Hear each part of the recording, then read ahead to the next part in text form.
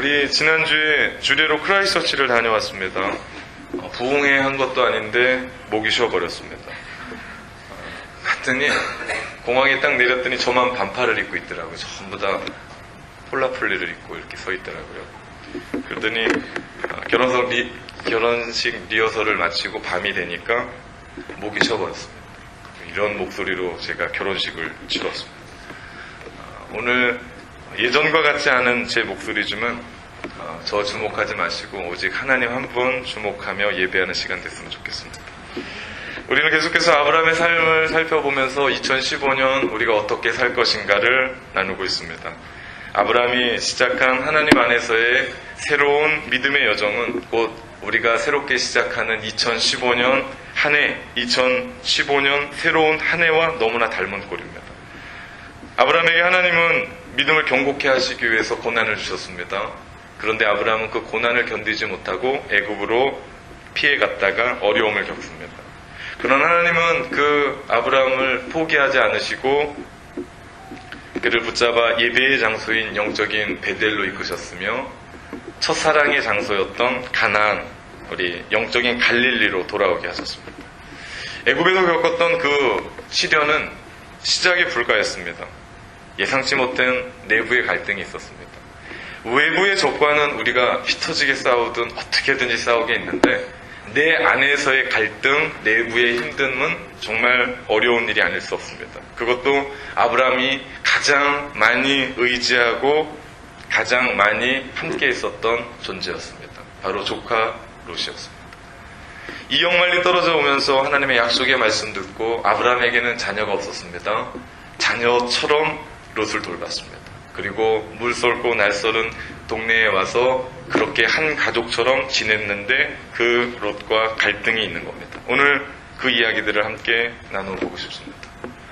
우리가 세상을 살아가면서 피할 수 없는 것 중에 하나가 갈등입니다.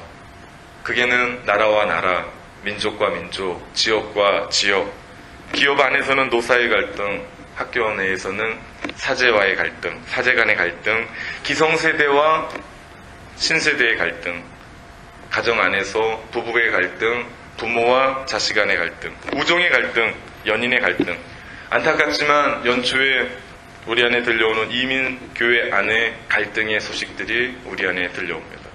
수없는 갈등이 도처에 산재해 있고 우리가 그 갈등을 피하고 산다는 일은 사실은 불가능한 일입니다. 어제 혹시 부부싸움을 하는 사람들도 있을지 모릅니다. 네. 혹시 어제 자식과 목소리를 높인 사람도 있을 수 있습니다. 갈등은 늘 우리 삶 가운데 있습니다. 그렇기 때문에 어떻게 하면 갈등을 피할 수 있을까, 없앨 수 있을까 궁리하는 것은 어리석은 일입니다. 보다 현명한 자세는 어떻게 하면 갈등을 효과적으로 처리할 수 있을까 우리가 생각해야 됩니다. 18세기 영국의 대각성을 운동을 일으켰던 영국 교회의 지도자요 감리교회 창시자인 요한 웨슬리 목사는 그가 가지고 있었던 세 가지의 중요한 인간관계의 교훈이 있었습니다. 첫째가요, in essential unity, 본질적인 일에는 일치를. 두 번째는요, in non-essential freedom, 비본질적인 일에는 자유를. 마지막 세 번째요, in everything charity, 모든 일에는 사랑으로. 그가 말하고자 하는 핵심은 마지막에 있습니다. in everything charity, 모든 일에는 사랑으로. 그것이 본질적이든 비본질적인 일이든 모든 일에 사랑으로 임해야 된다라고 말합니다. 아브라함과 조카 롯의 외면적인 갈등의 원인은 그들은 직업상 목축업자였기 때문에 목초지가 많아야 되고 또한 물이 많아야 됩니다. 그런데 가지고 있는 양떼와 소떼가 많아지다 보니 가축이 많아지다 보니까 목초지는 한정이 있고 물이 한정이 있는 겁니다. 그러니까 싸움이 일어났습니다. 그런데요, 내면 본질의 깊은 곳으로 들어가면 내면의 본질의 문제는 아브라함과 롯의 가치관이 달라서 생긴 문제입니다. 아브라함은 하나님의 말씀대로 순종하며 살았던 사람입니다. 그런데 롯은 하루빨리 성공해야겠다는 생각이 그에겐 더 컸습니다. 사실 롯이 원래부터 그런 사람은 아니었습니다. 그가 그렇게 변한 것은 아브라함을 따라서 애굽에, 화려한 애굽에 갔다 오니까 눈이 휘둥그레진 겁니다. 예전엔 그냥 촌에서 살았습니다. 예전엔 그냥 목축업자로 그냥 살았었습니다. 그런데 웬걸요? 도시에 갔더니 전혀 자기가 상상하지 못했던 딴 세상이 있는 겁니다. 그때부터 삼촌 아브라함을 떠나서 내가 성공해야겠다. 내가 이 땅 와서 살아야겠다라는 그런 마음으로 야망을 꿈꿉니다.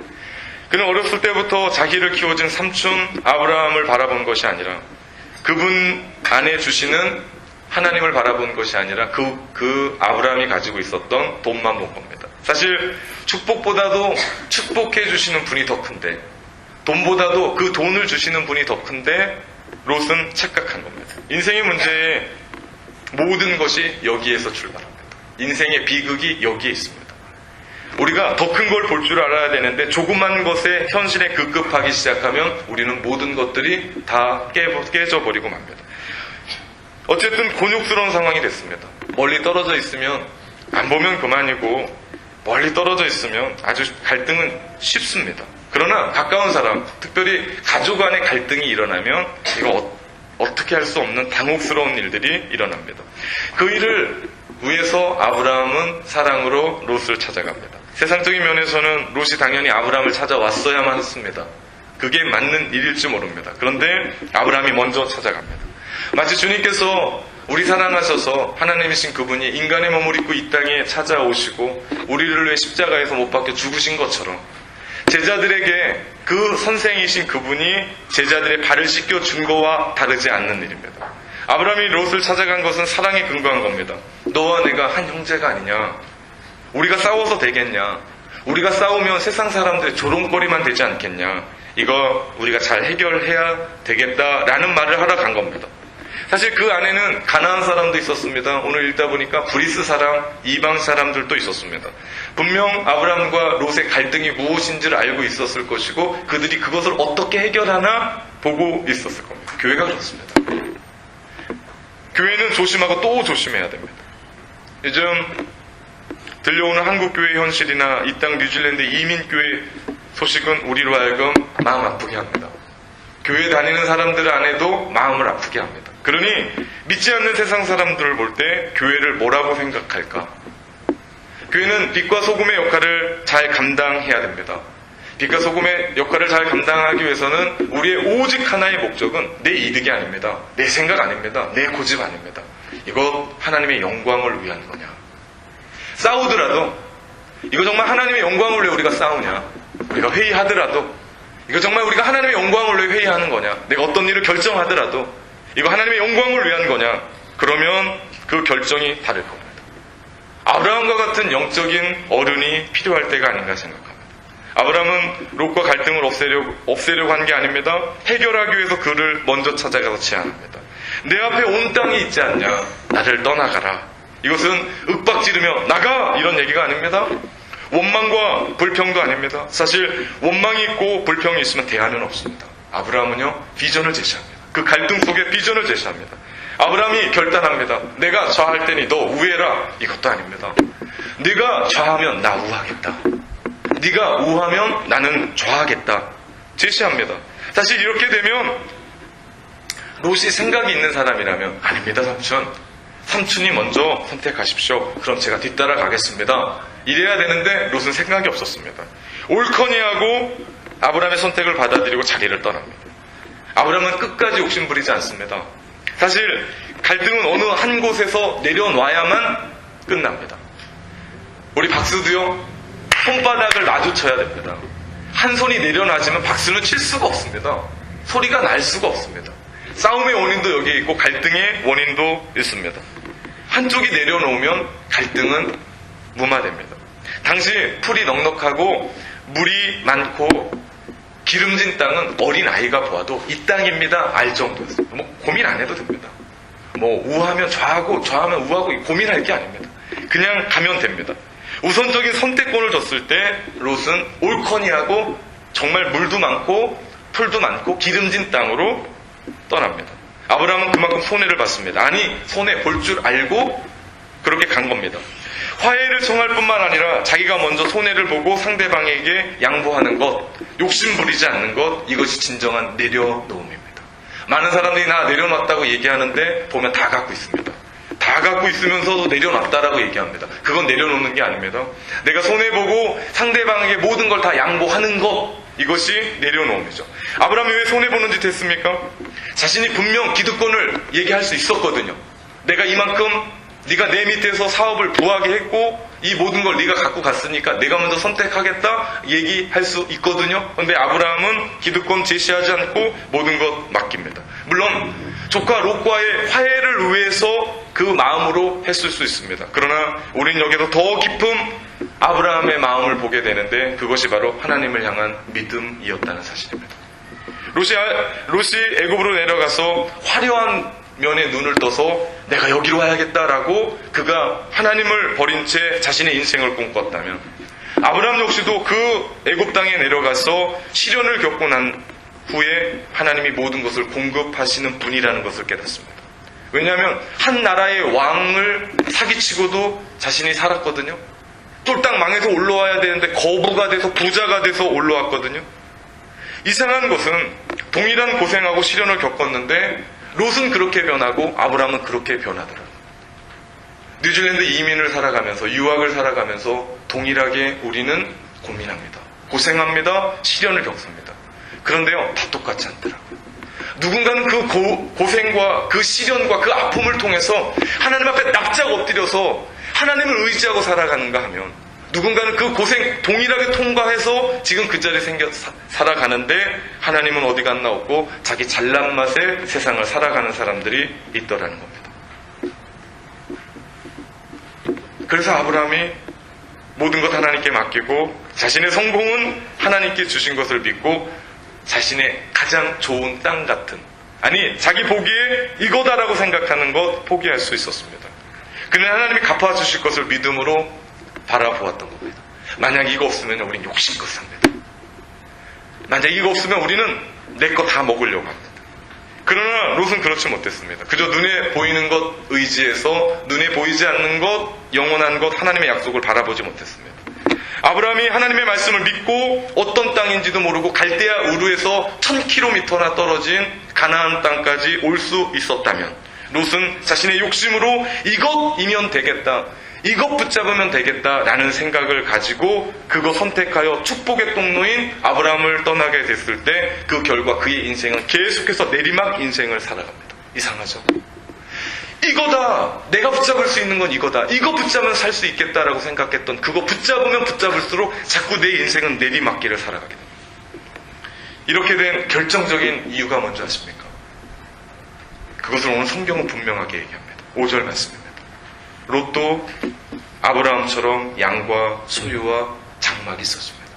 그런데 롯에겐 없는 게 있었습니다. 장막은 사업입니다. 제3입니다. 그런데 롯에게 없었던 것은, 결정적인 것은 하나님을 예배하는 제단이 없었습니다. 이 차이가 큰 차이를 만듭니다. 예배는 모든 겁니다. 여러분이 이 예배에 성공하면 저는 분명히 여러분에게 말씀드립니다. 여러분의 인생은 성공합니다. 그러나 여러분이 세상의 모든 것 다 갖고 떵떵 누리고 살아가도 이 예배에 실패하면 우리는 모든 인생은 실패합니다. 그래서 우리가 이 예배에 목숨 거는 겁니다. 여러분이 이 예배에 목숨을 걸면 하나님은 여러분 인생에 목숨을 거십니다. 믿으십니까? 그래서 우리가 이 예배에 나와서 이렇게 하나님 앞에 나가는 겁니다. 이것 때문에 이 결정적인 순간에 롯은 세상적인 것을 선택할 수밖에 없었습니다. 대서양에서 출발하는 배가요, 항법사가 2도만 오차를 내도요, 뉴욕으로 갈 배가 보스턴으로 간답니다. 당장 작은 차이지만 믿음으로 시작하는 자와 욕심으로 시작하는 자의 인생은 그 결과는 극명하게 다릅니다. 하늘과 땅 차이입니다. 2015년 출발하는 여러분은 어떤 선택을 하면서 올해를 살아가십니까? 10일 지났습니다. 열흘 지났습니다. 여러분 어떤 마음 가지고 2015년 시작했고 어떤 마음으로 살아갑니까? 우리가 계속해서 아브라함의 새로운 출발을 나누면서 우리가 출발하는 새로운 한 해와 닮았다는 이유가 여기에 있습니다. 우리의 시작이 욕심이라면 그 결과는 불보듯 원합니다. 그러나 우리의 시작이 믿음이라면, 그리고 예배와 기도로 시작했다면 분명히 2015년 여러분 한 해 지금까지 살아왔었던 그 어떤 해보다 다를 겁니다. 그래서 우리가 특별한 새벽을 깨우며 주님을 의지하며 주님께 기도하며 예배하며 비상하게 해달라고 기도하는 겁니다. 예배하고 기도하는 자마다 하나님의 축복이 있을 줄 믿습니다. 전혀 다른 복이 우리 가운데 있을 겁니다. 이게 복입니다. 갈 길 모르거든요. 막막하거든요. 사실 오늘 예배 끝나고 여러분 차 타고 돌아가면서 무슨 일이 있을지 모르잖아요. 그런데도 우리는 담대하게 무슨 믿음을 가지고 세상을 향해 나아갑니다. 주님을 의지하십시오. 그 하나님 붙잡고 사십시오. 그럴 때 우리 인생이 주님 안에서 열려줄 줄 믿습니다. 롯은 욕심을 가지고 떠납니다. 어디까지 갑니까? 12절 말씀해 보니까요. 아브라함은 가나안 땅에 거주하였고 롯은 그 지역의 도시들을 머물며 그 장막을 옮겨 소돔까지 이르렀더라 말씀합니다.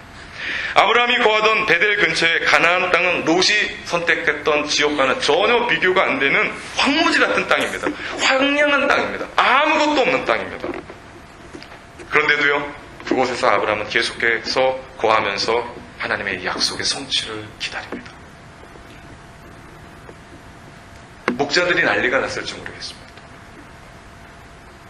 물이 없습니다. 양에게 뜰길 물이 없습니다. 죽게 됐습니다.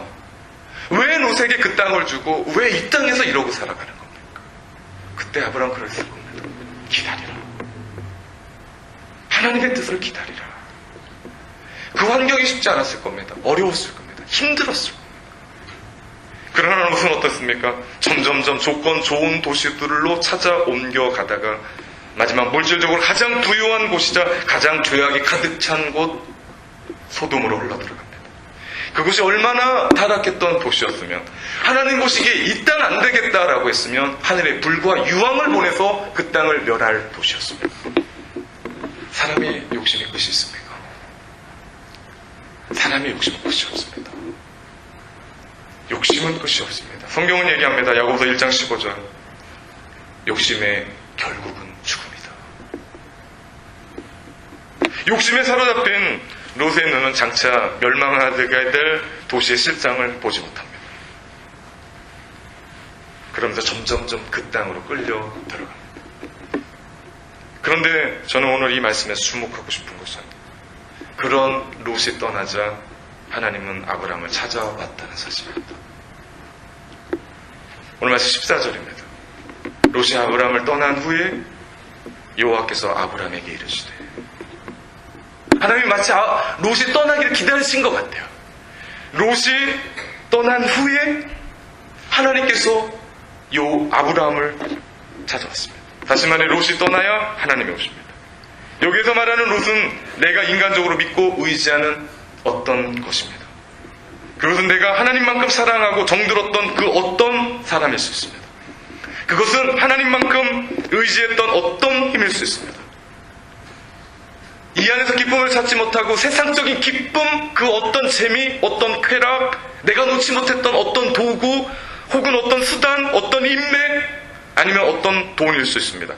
이거면 되겠다라고 생각하는 그 어떤 것, 이거 없으면 죽겠다라고 생각했던 그 어떤 것, 그것이 롯입니다. 그러나 그거 아십니까? 그것이 우리 인생에서 떠나기 시작하면 비로소 하나님이 오십니다.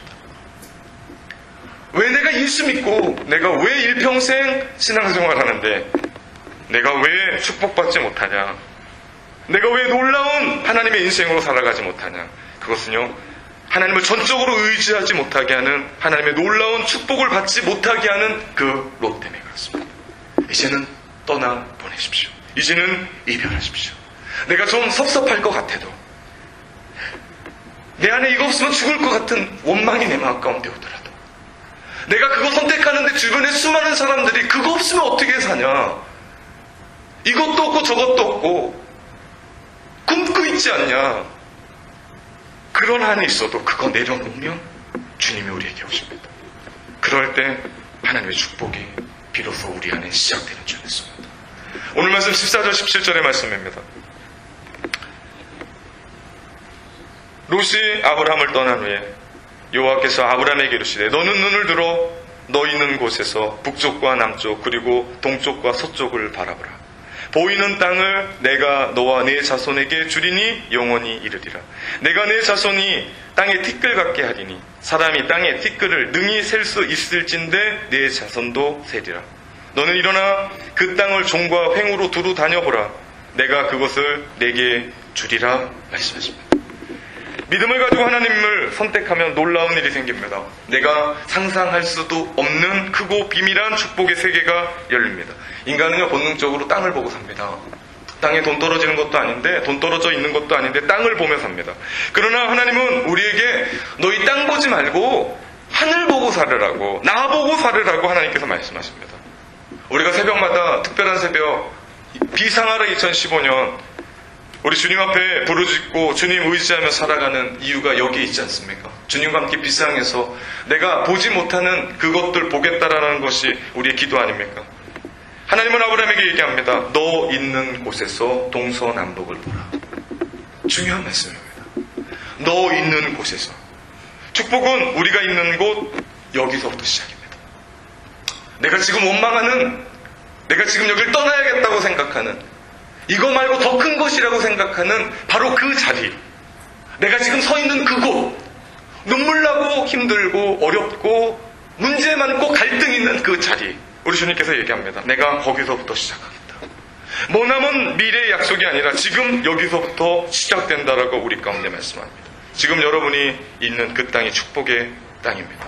무슨 얘기입니까? 축복은요, 내가 욕심껏 산다고, 내가 욕심 부린다고 축복받는 게 아니라 축복은 하나님이 주셔야 된다는 겁니다. 하나님이 주셔야 됩니다. 롯이 욕심껏 그 땅 찾아갔지만 아브라함은 하나님을 보았습니다.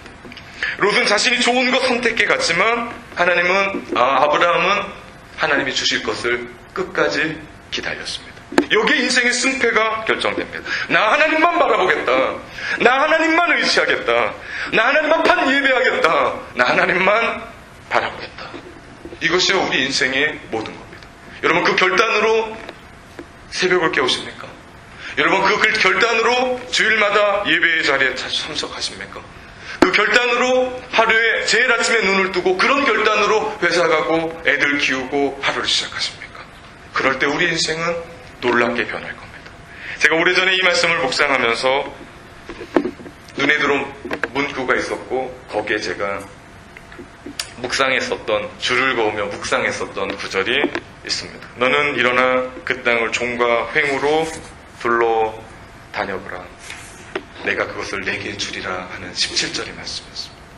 한참 된 말씀의 묵상이었습니다. 종과 횡으로 다녀보라는 것은요, 내가 너를 축복할 그 땅이 얼마나 크고 넓은지를 확인하라는 겁니다. 하나님은 아무것도 하지 않는 사람에게 축복을 거저주지 않습니다. 아브라함은 기다렸습니다. 그리고 아브라함은 보았습니다. 아브라함은 들었습니다. 이제 일어나 종횡무진 걸어야 됩니다. 미래는 믿음을 가지고 순종하는 사람, 행동하는 사람의 것입니다. 하나님이 여러분을 축복의 통로로 삼겠다라고 말씀하시고, 아브라함을 선택해서 믿음의 새 출발을 하게 하셨듯이 2015년 여러분 믿음으로 새 출발할 때 여러분에게 복 주시겠다라고 말씀하시면 그 말씀을 듣고, 그 음성을 듣고, 그것을 보고 우리도 일어나 종횡무진 여러분의 삶을 살아야 됩니다. 2015년 그냥 살아서는 안 됩니다. 방학이라 그냥 놀아서 안 됩니다. 학생들 죽도록 공부해야 됩니다. 사업하고 직장 다니는 사람들 최선을 다하여 내가 그 일들 만들어 가야 됩니다. 인생 만만치 않습니다. 쉽지 않습니다. 내 마음대로 풀리는 일은 하나도 없습니다. 그러면 하나님의 말씀을 듣고 내가 행동하는 겁니다. 축복도 마찬가지입니다. 축복은 내가 싸워서 쟁취하는 것이 아닙니다. 하나님이 주시는 겁니다. 하나님은 욕심 부리는 자에게 주는 것이 아니라 믿음으로 사는 사람에게, 하나님 전적으로 의지하는 사람에게, 하나님 앞에 기도하는 사람에게 주십니다. 우리가 해야 될 일은요, 그분을 믿고 그분의 말씀대로 순종하며 살아가는 겁니다. 그래서 18절, 이에 아브라함이 장막을 옮겨 헤브론에 있는 마므레 상수리 수풀에 이르러 거주하며 거기서 여호와를 외워 제단을 쌓았더라 말씀합니다. 아브라함은 장막을 옮겨 헤브론에 거주합니다. 헤브론은 그가 살았었던, 좀 전에 있었던 가나안보다는 더 형편없는 곳입니다. 황무지입니다. 황무지. 고산지대거든요. 아무것도 없는 지대입니다. 그런데 그는 그곳에 가서 뭐합니까? 하나님을 예배합니다. 잘 먹고 잘 살자고 옮긴 게 아닙니다. 눈을 들어보니까 거기가 물 좋고 땅 좋고 그래서 간 게 아닙니다. 그는 영적인 사람입니다. 그가 선택한 것은 영적인 땅을 선택한 겁니다. 이곳이면 하나님 예배할 수 있겠다. 이곳이면 그 누구의 시선 피하고 방해받지 않고 하나님을 예배할 수 있겠다. 이 사람이요, 하나님을 믿고 하나님의 말씀대로 순종하는 사람의 모습입니다. 그곳에 주님의 임재가 있기 때문에 우리가 그래야 됩니다. 주님이 이곳에 오셔서 이곳에 앉으셔서 우리 예배를 받으시며 우리가 그분의 이름을 높일 때 그분이 높임을 받으시며 우리 인생의 전 존재를 이끌어 가실 줄 믿습니다. 평생을 이런 주님의 임재를 체험하며 예배하며 우리가 서야 됩니다. 사랑하는 성도 여러분, 2015년 우리가 그 예배에 목숨을 겁시다. 우리는 하나님의 예배자들입니다. 기도하겠습니다.